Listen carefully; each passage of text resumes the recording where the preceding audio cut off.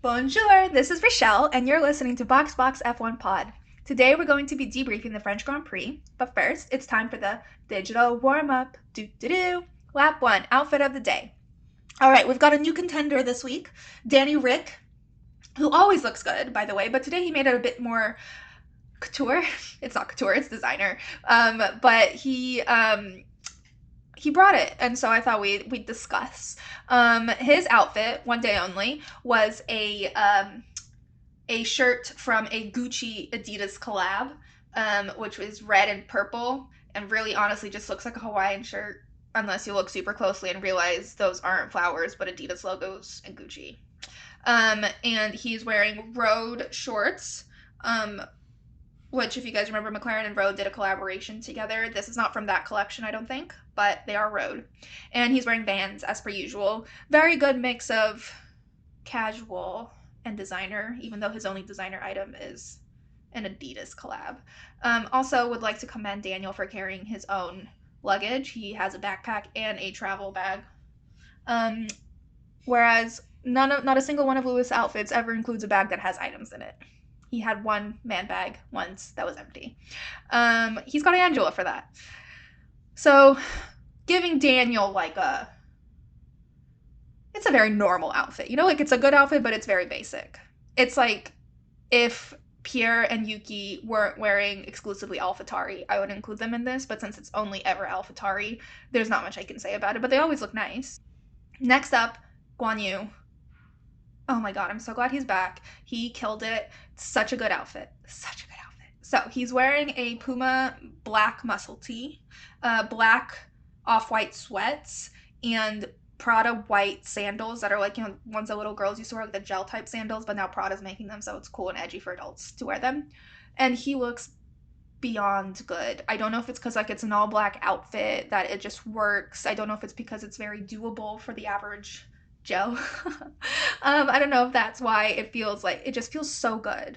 Like Daniel's outfit was doable for the average Daniel, but it doesn't carry the same. He's got like Lewis power and charisma, but in a very relatable way. And so I just love this outfit so much. Glad he's back. My only complaint about this outfit is that he captioned it's a sauna in France. And he's been complaining about the weather literally all weekend. So why he stepped out in black sweats, I don't know. But he looks great. All right, next up, Lewis versus Lewis versus Lewis versus Lewis. 4 times this weekend, every day. He wore Izzy Miyake, which he's worn before. It's the Japanese designer who does all the pleats. He wore a mustard ensemble. The top is like a tank with buttons and then pants, which is fine. Though that fabric is super thin, breathable, good for the weather, which he usually struggles with. The color is interesting, but it's a good outfit. I really like Izzy Miyake, so it works. My only issue here is that he has brought back the Bottega boots. Has he brought them back in the fall/winter? No, he's brought them back in the height of summer in France, where it's 90 degrees. So the outfit looks good, but his feet must stink. But glad to see Bottega back out and about for Lewis. I thought he'd retired those. Next outfit, he wore a full Alexander McQueen sweatshirt, shorts, and Jimmy Choo high top sneakers. Much more weather appropriate, other than the fact that he's wearing a very thick sweatshirt. It's like a blue cream tie-dye thing, or acid situation. It's a fine outfit. It's like a normal outfit. It's pretty basic. It just feels warm, and it just doesn't feel that interesting. He's trying to be interesting, right? That when he steps out in this, I'm like, just wear your kit. The next day, he wore a head-to-toe Burberry outfit, shirts, pants, and sneakers. The shirt was like a pale pink, and then had red writing all over it that I'm pretty sure just says Burberry, and he was wearing red pants. And his shoes are rubber. I looked it up, they are straight up rubber and nylon. Also doesn't seem that weather appropriate. But here he is, in rubber once again. It's a good outfit. Like, I like the color. I'm not a fan of the red pants or the shoes that much, but I like the shirt. So his last outfit that he wore today, race day, is actually my favorite outfit. It's from a designer called Rains, and it's also a little confusing weather-wise. So I really love the pants. They're like these cargo pants that look like they're made out of like a raincoat material, but like a thin raincoat material that like that cheap cape thing you get like when you go to Niagara Falls. That's what it looks like it's made out of. And it's equally see-through. Like I feel like I can see everything in these. But they're very cool pants. On the top he's wearing like a vest. But it's like a fuzzy vest, like a North Face. Obviously it still rains. It's white and it's got the little yellow logo to match the pants. Straight from the runway, by the way. This is exactly what the guy wore on the runway. And he's wearing the Burberry boots, the Burberry sneakers he wore the other day, but they're in white this time. And like the outfit looks cool.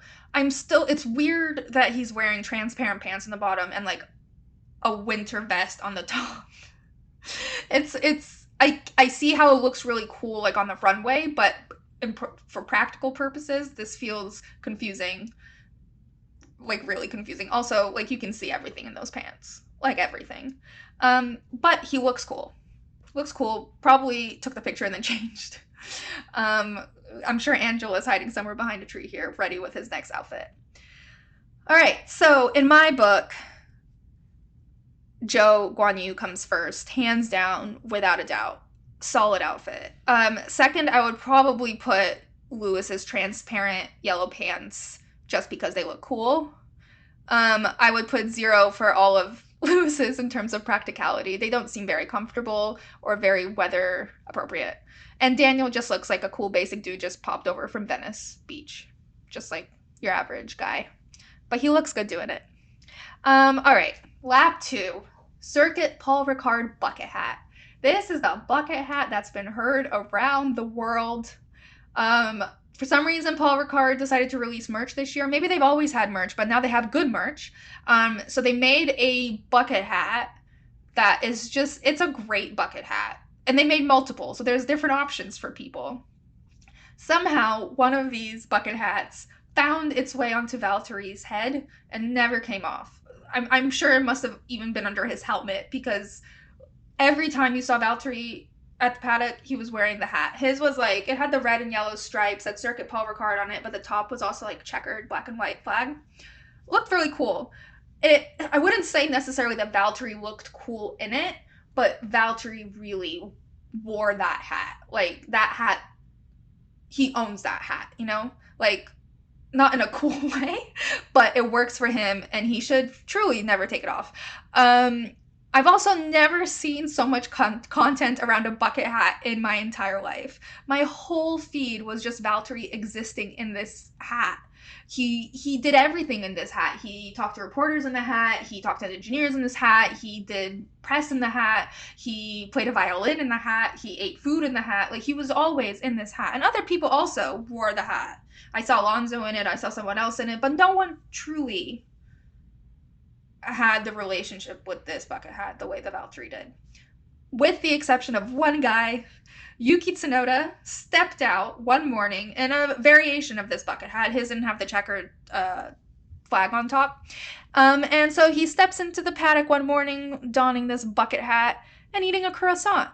And who doesn't love Yuki and food? Yuki and food in a bucket hat is just a whole nother level.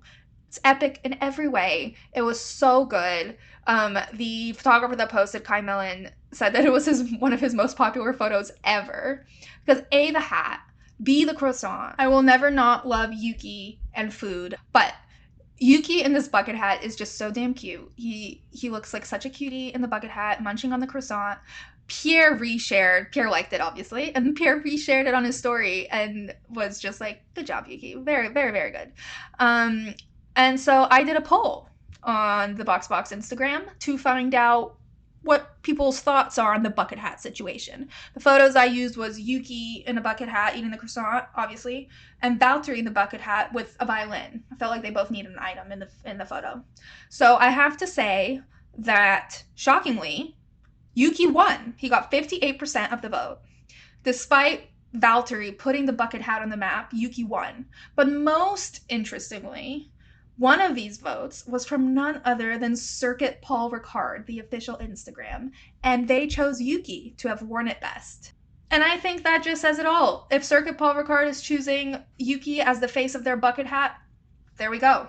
And so I really think what tipped him over the edge was that he's a cutie, and the croissant. The croissant is really important because food makes Yuki. It's part of his image. But I just don't want us to forget Valtteri. He gets forgotten a lot. I don't want us to forget Valtteri. This trend came from him. The entire paddock, every single fan is wearing this bucket hat because of Valtteri. He deserves the recognition and the acclaim. Also, objectively, the hat that he chose is better than the one that Yuki's wearing. His hat's way cooler. So in my world, Valtteri wins because he's the OG Circuit Paul Ricard bucket hat wearer. And he can wear a bucket hat, to be honest. Not in like an edgy way, but in a like, you belong in a bucket hat kind of way. But Yuki also wins because he's wearing a bucket hat and eating a croissant. That's all. All right, lap 3, French Grand Prix stuff. So before like I get into all the promo that was going on, it's actually turns out that the French GP has not been renewed for the next year, and we don't actually know when we're going to be back, which might actually explain the bucket hats. Be like, look, everyone loves our merch. Come back. So we don't actually know when we'll be back here, but it was a nice last visit for now. Other stuff that teams did, Guan Yu and Valtteri got a violin lesson, and needless to say, neither of them should become violinists in the future. Of course, Yuki ate a croissant. Pierre was also pictured eating a croissant, which feels very French and important to mention. McLaren and Daniel did a fan event, where they like stand on the stage and talk to everyone. All right, before I get into what happened at this fan event, we have to rewind to Daniel's exceptional method of saying Pierre Gasly's name. Like, he just goes around going, Pierre Gasly, and it's like taking a life of its own. So at this fan event, I will play this clip. Here we go. All right, everyone, give me a Pierre Gasly, all right? 3, 2, 1.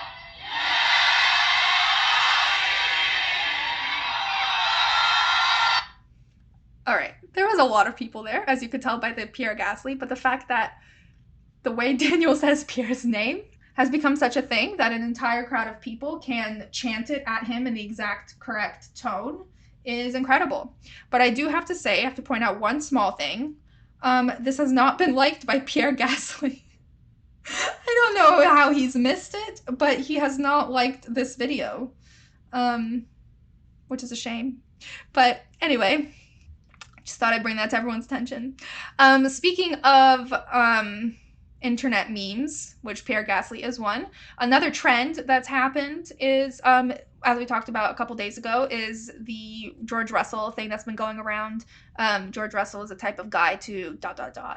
Ted Kravitz asked the other drivers to finish the sentence. Daniel said George Russell is the type of guy to selfishly have 2 names. Alex Albon said George Russell is the type of guy to take his top off at airport security. And Valtteri said George Russell is the type of guy to overtake in damp conditions at the end of the main straight in Imola. And then goes, like he's so proud of himself.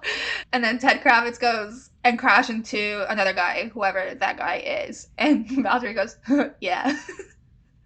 My favorite one, I think, was Kevin Magnussen being asked, and he literally just stares at the camera like, what? And Ted Kravitz like, it's like an internet meme. And Kevin's continues staring in complete confusion. Needless to say, not only is George Russell not the type of guy to know about a trend about himself, neither is Kevin Magnussen. In other French GP news, we had a couple celebrities out and about. I only knew 2. Matthew McConaughey was there as a Mercedes guest. All right. And Niall Horan from One Direction was there. Loved seeing him. Loved Niall. I don't know whose guest he was, but I'm so glad he's an F1 fan. All right. Well, that concludes our digital warm-up. Okay, on to the race rhyme. Bonjour, mes amis. We're at a very hot French Grand Prix, with bucket hats and croissants as far as the eye can see. Quali is decent, but a little boring. Charles takes pole, but will he be scoring? When the lights go out, though, even pressure from Max can't keep Charles from soaring. Meanwhile, Lewis moves up to P3, because still we rise. And into P5, Fernando Alonso flies. Wow, age has got nothing on these guys. Barely 20 laps into the race, Charles is in the wall with no escape. Was it the wind, the throttle, or his own mistake? Regardless, Charles's no on the radio was true heartbreak. During the safety car, it's pit stops galore, and Max, Lewis, Checo, and George are now the top four. A Red Bull Merc, TBT the year before. Now let's talk about Carlos Sainz. He's made up 15 spots in just 30 laps time. Is this it? Will Ferrari finally help him shine? Full no. As if Ferrari could ever make a helpful call. You know what play sounds like no fun at all? The Ferrari pit wall. First, Carlos must overtake George, and after an epic battle, he's in fourth. Then he debates his team whether to pit or go fourth. And as Carlos and Checo are wheel to wheel, his team's like, KK, boxing right now is ideal. Carlos is all like, I'm busy, as he seals the deal. So after an epic drive to P3 proving he's the king of Spain, his team still drags him to the pit lane. Why? Could someone please explain? With Carlos out of the way, George and Checo face off. Checo pulls ahead, which makes George get on the radio all in a huff. Finally, Toto got on and was like, just drive, George, I've had enough. So, after the virtual safety car restart, George finally has his chance. Before Checo could even blink, George advanced and zoomed off to the podium without a backwards glance. Max, then Lewis pass a checkered flag. Completely forgot about those two, which means Max, Lewis, and George make up our podium crew. Well, guess that means the French GP is through. We got some fun battles, but Ferrari's incompetence sure does sting. Guess we'll just have to wait and see what next weekend will bring. Au revoir for now. We'll see you at the Hungaroring. Ta-da! Woo! Okay, on to analysis. Okay, so first of all, I would just like to say that whoever drew this track was clearly out for the drivers, because I have no idea how they were not getting confused. The blue, white, red stripes with the gray in between, they looked like a million tracks on one track. I don't know how anyone navigated and how there weren't more exceeding the track limit issues. Let's talk about Quali. Okay, so what's sad was that Mick's Q3 streak ended. He was out in Q1, like basically the last second. Alex knocked him out. Otherwise, it was mostly uneventful until Q3. Where basically Charles got pole, and it was the first Ferrari pole in France since 1990, which is a long time. So go Charles, and it was also Charles's 16th pole, which was impressive also because he's number 16 cars. The stats in this sport, I just can't. All right, anyway, so the results for Quali. Charles got first, huge cheer from the crowd. Max is second, Checo's third, fourth is Lewis, fifth is Lando, who stole fifth from George like at the last second, sixth is George, seventh is Alonso, eighth is Yuki, ninth was Carlos, and 10th was Kevin, meaning Carlos and Kevin qualified 9th and 10th respectively at Quali, but they both took grid penalties. So Carlos replaced control electronics and has exceeded the limit for replacing those. So he started 20th and Kevin started 19th, which sort of pushed the grid up. So now Ocon started 10th and Daniel Ricciardo started 9th. All right, so on to the race. By the way, before they started airing the race, Esteban did a little pre-recorded race intro where he explained that a Grand Prix is actually a French word for big prize. And once the pre-recording ended, the live commentary started. The commentator immediately jumps in with, "And welcome to the French big prize." Incredible. So at the start, Charles is able to maintain his lead despite Max putting up a pretty good fight. But a little behind them, Lewis overtakes Checo immediately into P3. According to the commentator, he's got great clutch control. And also, there was a great start from Alonso, who overtook into 5th from P7, all in the first few seconds. Also in the first few seconds, Yuki spun out. It was a windy day. And that wasn't why he spun out, because he had an issue with Ocon, who tried to go around the inside, and they bumped, and Ocon ended up getting a 5-second penalty. And the commentators made a good point that that was actually pretty harsh for Yuki, because he basically got taken out of the race. He eventually DNF'd, sorry for the spoiler, but he DNF'd basically because of this incident, and Esteban only got a 5-second penalty. But we obviously should be expecting this, considering how much the Stews love a 5-second penalty. Stu is very into the 5-second penalty. It's that or nothing. I'm surprised Lewis isn't getting a 5-second penalty for every piece of jewelry he wears, because that would be a great punishment that's very apropos for the current Stews. Anyway, another big thing that we need to focus on that was at the beginning of the race was Max and Charles, who were kind of in a battle. Max was putting a lot of pressure on Charles, basically, who was at times seemingly barely holding on to the lead. They were basically side by side at many points throughout the race. And the commentators made a point that Max was basically trying to remind Charles that he existed, even though he didn't necessarily have the pace to overtake him, so he just kept popping up next to him to be like, don't you forget about me. But I don't think Charles was going to forget Max anytime soon. Anyway, Charles was really able to hold off Max up until Max pitted, but to be honest, like, it was pretty close up until then, to the point where I'm like, how is he going to do this for 45 more laps? Like, that's very hard and a lot of work for him to do for 45 laps. But Max pitted, which obviously put him back into like P6 or P7. He had to work his way back up, but that gave Charles a pretty good lead, which would have been great had 3 laps later Charles not crashed. So lap 18, out of what seemed like nowhere, Charles goes into the wall and he's just out. For a while, it was kind of unclear how Charles crashed. Post-race, he said he lost his rear. There was also a lot of wind. He was complaining about the throttle at one point on the radio. Apparently, the throttle thing was him trying to back out, and the throttle wasn't cooperating to let him back out of that situation. There were a lot of tires on his car, so I don't know how he was planning on backing out.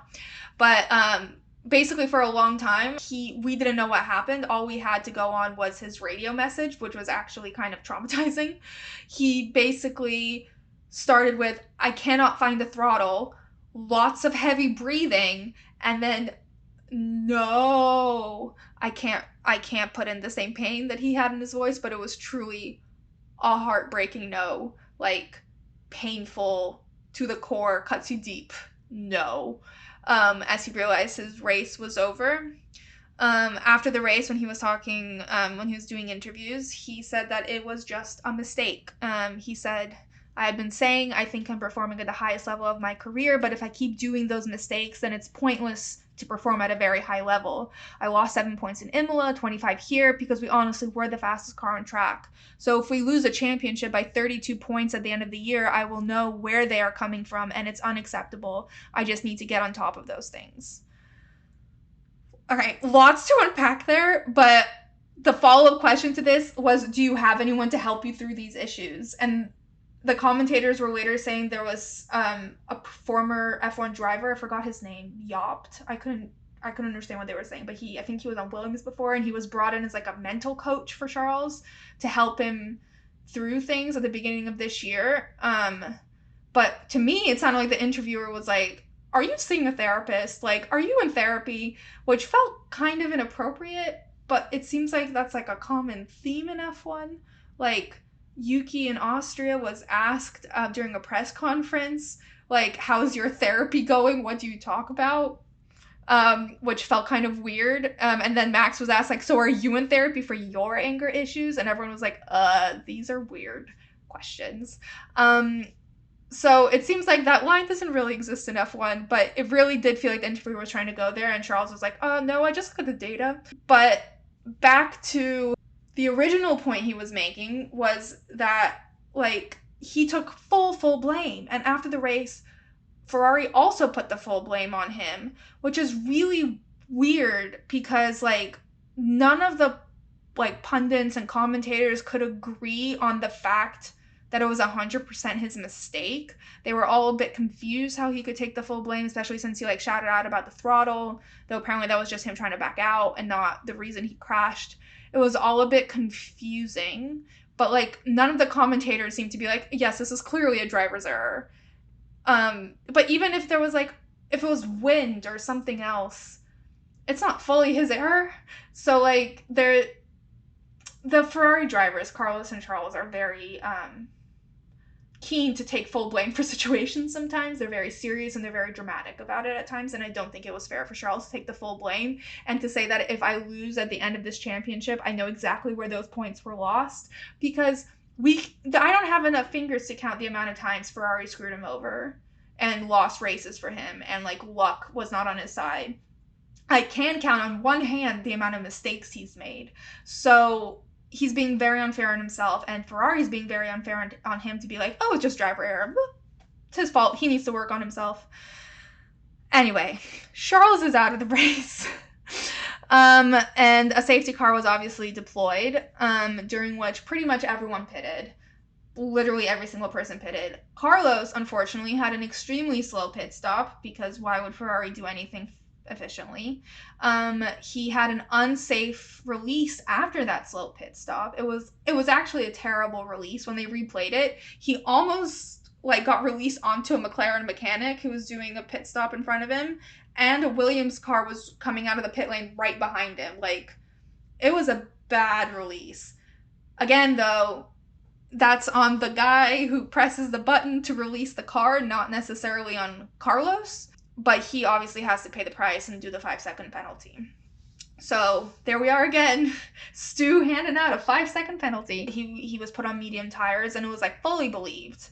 Like to reiterate that it was fully believed that he would be able to go to the end of this race on these tires. And his performance thereafter was indicative of the fact that he was doing well on those tires. So, breakdown of Carlos's race, because really that was one of the most interesting things that happened all day. So after this tragic pit stop, which by the way, the 5-second penalty that he received does not have to be completed during the race. Like, it doesn't have to be completed during a pit stop. If he goes the whole race without pitting again, then they just subtract 5 seconds from his final time, and that ends up being whatever position it is. So another pit stop was not necessary for him. Anyway, so Carlos comes out. He has now come down 15 places. He's overtaken 15 positions on the grid. And now he's battling George. And it was an incredible battle. They're going for fourth. They were wheel to wheel for a while before Carlos is finally able to overtake him. And he starts inching his way towards Checo, who's in P3. And Checo's job basically, he was still far enough away from Carlos. Carlos was still far enough away from Checo where he had some catching up to do. So Checo really had to like decide what his race was going to be. Was he going to defend against Carlos? Was he going to try to fight Lewis? He had a bit of time though. And in that time, Carlos got into a bit of an argument with his engineering team. It was actually like a very lengthy, in-depth conversation, which is incredibly impressive considering he's driving a car 200 miles an hour. Trying to battle people, trying to do whatever, and at the same time he's having an in-depth analytical conversation with engineers about whether he should pit or not. At this point, Carlos wasn't making much movement, which the commentators were saying he was getting kind of antsy as a driver and wanted like something to happen. So he was kind of arguing with his engineers to like let him pit so that something would change. Like they were doing something, and his engineers really wanted him to stay out, which was actually a good call from Ferrari. Unfortunately for Ferrari, they can't really seem to commit. So they told him he needs to stay out. And then they got back on the radio and started jumping between plans. They were like, plan A, plan B, plan A, plan D. So they jumped around through all these plans, then it was radio silence.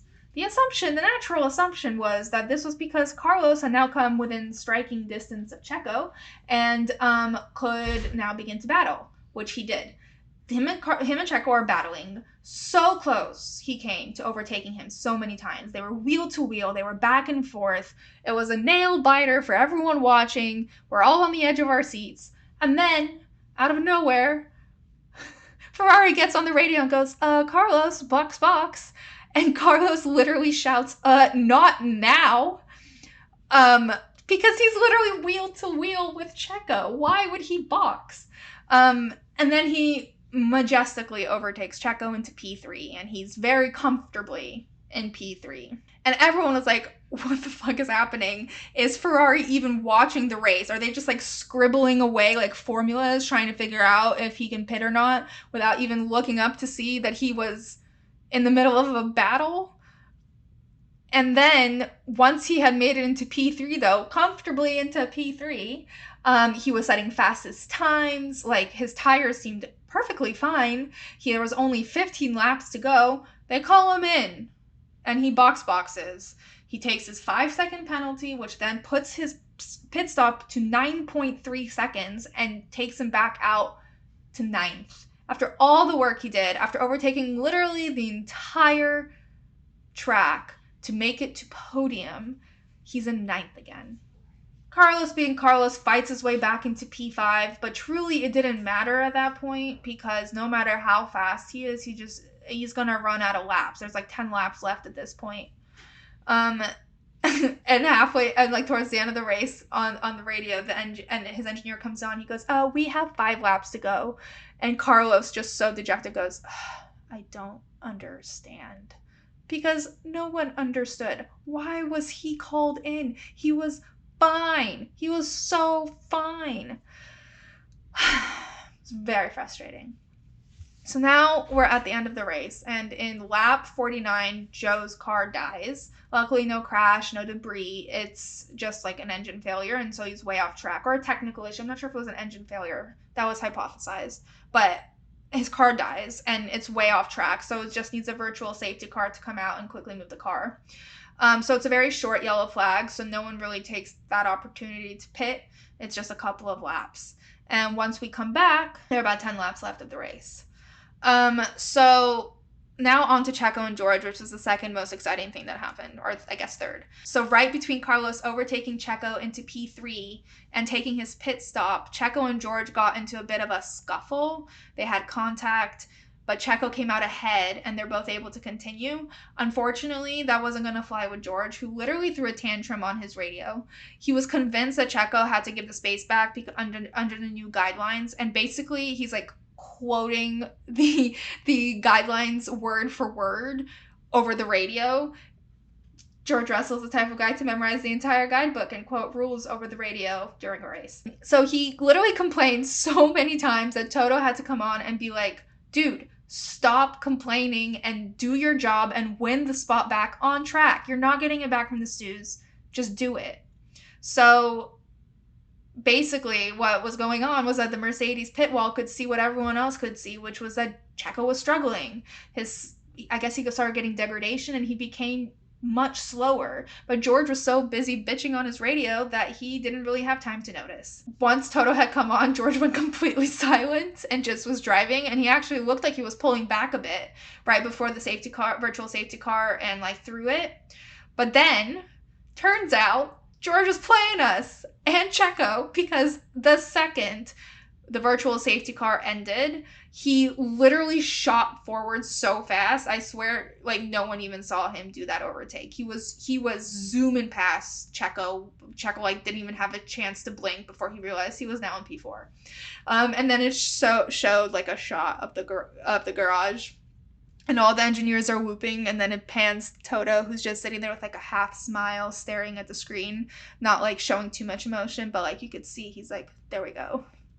Good job. And it's just, like, this entire thing with George just reminded me of, like, the end of a sports movie when we're, like, in that last climax, and he's, like, in the race or the game, and he hits a rough patch, and he starts to, like, lose faith, and he's basically, like, losing his mind with, like, 10 seconds left on the clock or something, or 5 laps left in the race, and the mentor or his rock or whoever is his support system, like, gives this impassioned speech, whether it's, like, via flashback or, like, on the side, where, like, you know, they, like, it's, like, somehow the whole game stops and he has time to give, like, a 10-minute speech.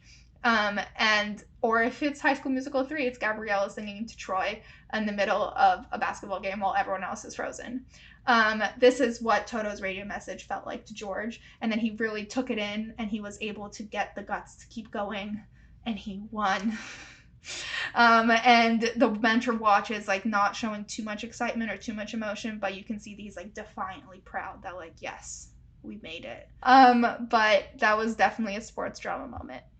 So the race ends. Max and Lewis. Max gets first, Lewis gets second, George gets third. Honestly, completely forgot about Max and Lewis for most of this race. Like, we didn't talk about them basically since George DNF'd. Lewis wasn't even close to Max, but he was far enough away to not make a difference to the rest of the race. There was a couple of times when Checo was like within sight of Lewis, and they were like, oh, there he goes, but really nothing happened there. We just didn't talk about them at all. So some other things that were important during the race. Track limits were actually not as prevalent of an issue as they were last race, but they still happened. Like, Checo got a warning for it, and Checo also tried to abuse the rule during his battle with George. He got on the radio a couple of times to his engineer to tell him that George had exceeded the track limits. He's like, he's doing it again. He's doing it again. And his engineer was like, okay. What are they going to do about it? But I do think it is odd, as I mentioned at the beginning of the analysis, that there were no track limit issues here, considering how confusing the track layout and the like coloring is. So whoever painted it for sure wanted to confuse everyone. So another thing is it was really, really, really hot. And so there was anticipation there would be a lot of tire degradation. Max even got on the radio at one point and was like, everyone has like an issue with their left front tire, right? And his engineer just went like, understood. As they do. But you kind of anticipated that with more tire degradation there'd be more pit stops, but when the race began, it was kind of like thrown around that it'd be a one stop race.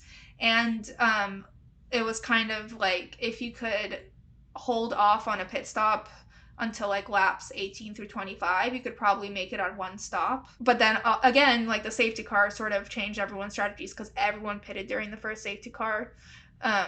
So that kind of gave everyone a free pit stop. So they could make it a two stop strategy if they wanted to, which apparently Ferrari did with Carlos.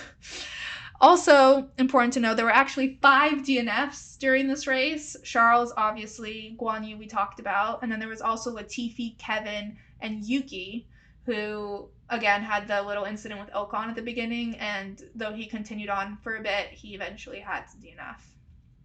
Also, there was a lot of radio going on. Some memorable ones was Stroll, about halfway through the race when he was fighting for 10th, or fighting to keep 10th. His engineer got on the radio and was like, be careful with the front. And Lance went, yes, yes, yes, leave me alone. Which for some reason is very funny to me. Whenever Lance gets grumpy on the radio.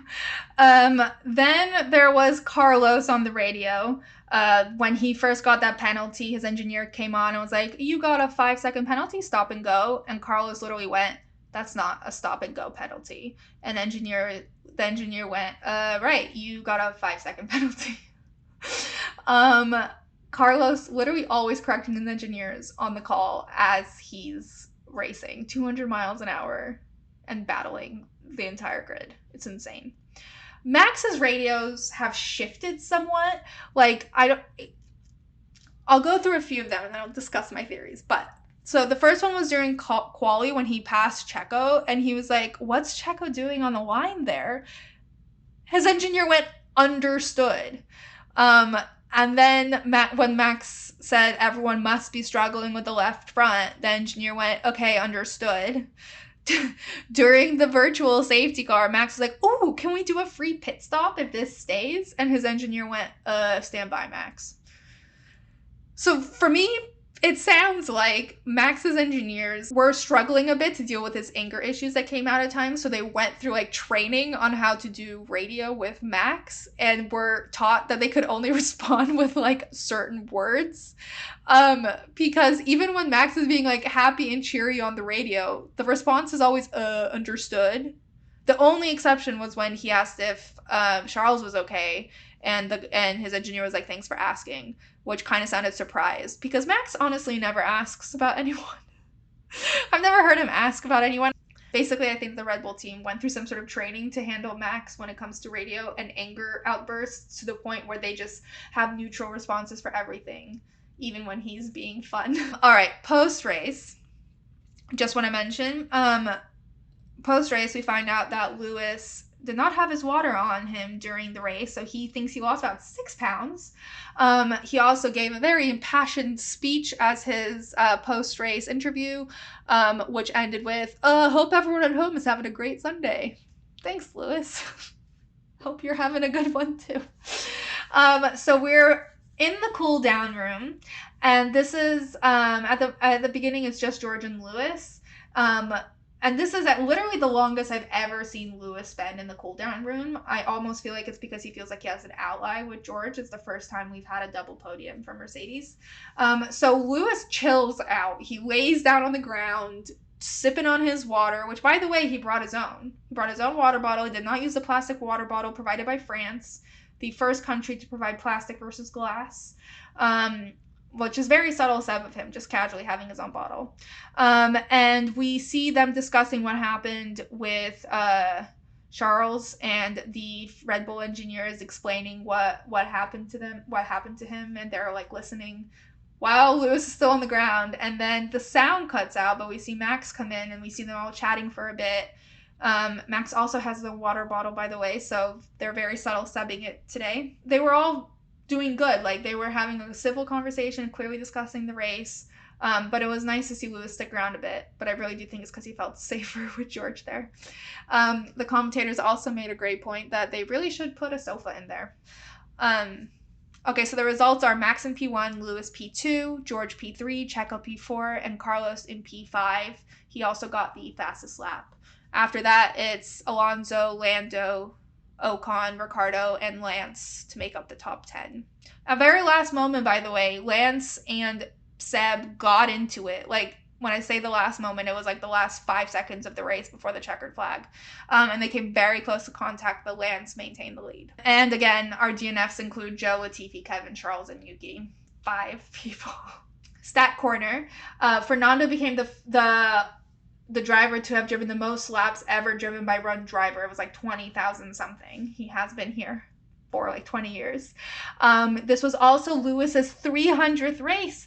And if you guys didn't know, next week will be Lewis's 301st race. And after that, it'll be his 302nd race. And also, George has finished top 5 in every race of the races that he's finished. All of these stats have been updated. So George's stat used to be that he's finished top 5 in every race, and now we have to amend it to every race that he's finished. Driver of the day was Carlos, and I have 0 suggestions for any other person. He was the only option possible. He did so well. I'm going to say that he went from P20 to P3 because I think that's what he would have finished with. Unfortunately, he ended up finishing P5, but that was through no fault of his own. He was the fastest car the entire time. He was lapping everyone. He was doing fun overtakes. He was doing interesting stuff, and he was doing a whole analysis on the radio as he was doing it. So no one else comes close. Dick in the box is, of course, still and forevermore Ferrari. And I think it's furthered by what Matthias said post-race about both situations. First, he doubled down on the fact that this was genuine driver error and that the throttle had nothing to do with the mistake when it came to Charles. So, full blame on Charles.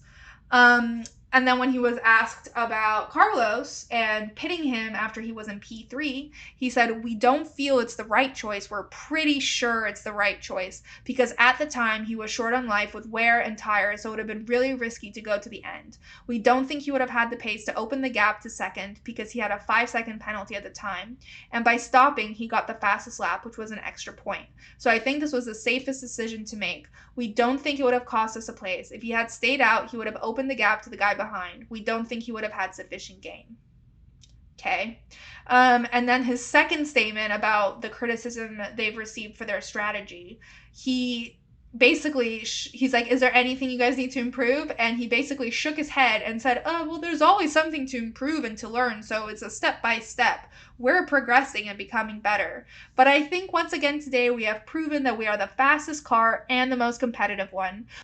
We need to turn the page to Hungary and focus on the next results." Which all of these quotes to me sounds like Mattia will not take any accountability for what happened. Ferrari's perfect, Ferrari's great, we're improving, quote unquote, but are they really? It sounds like they're just saying they're great, which they've always done. That's been their go-to forever and always. But also, there's like a very particular mood over at Ferrari. Charles and Carlos are always like extra down on themselves compared to other drivers. It's super somber there. Even when they do well or win, like the whole pit wall just seems somber. No one's like cheering or whooping or celebrating or happy. Like what no one's ever like thrilled about anything, even though Charles and Carlos between them have had great results. Also, they're tragic at communication. Whatever like Charles did today, half of his poor results were team mistakes, not Charles's mistakes. Carlos didn't finish P3 today because of the team. So like the team plays a huge part in this. And I think really this is what happens when an engineer runs the team, and I have full respect for Mattia. I know he was head engineer for Michael Schumacher, full respect for Ferrari and everything that they do, but he is an engineer and he built an incredible car, but that's not all that matters. Someone needs to manage the team, someone needs to manage strategy, driver communications, make sure that's all good. Like Mattia needs help with like non-car stuff. He can handle the car, he can handle the engineering, but I think he needs a little assistance on this front because it's bad. It's really bad. So the current standings are Max with 233 points, Charles with 170, Checo with 163, Carlos with 144, George with 143, Lewis with 127, and then the rest are below 100. Constructors Championships, Red Bull with 396, Ferrari with 314, Mercedes with 270, Alpine 93, McLaren 89, Alfa Romeo 51, Haas 34, AlphaTauri 27, Aston Martin 19, and Williams 3. Okay, that's it for the French Grand Prix. Next week is the Hungarian Grand Prix, and then we're off for the summer break. Before I end, I just want to do a quick shout out to everyone who's reached out over the last month since the pod's gone through some changes. I know things are a little different now, not quite the same as before, but you've all been super supportive and staying with me as I find my groove, and I'm really excited to see where the podcast goes after the summer break. So just wanted to say thank you to all my boxes. You guys are awesome. And if you're not following me on social, make sure you follow at BoxBoxF1Pod to keep up with things in between races. And of course, email me or DM me any of your thoughts or opinions or anything fun you see going on in the F1 world. But other than that, see you guys next week in Hungary. Box.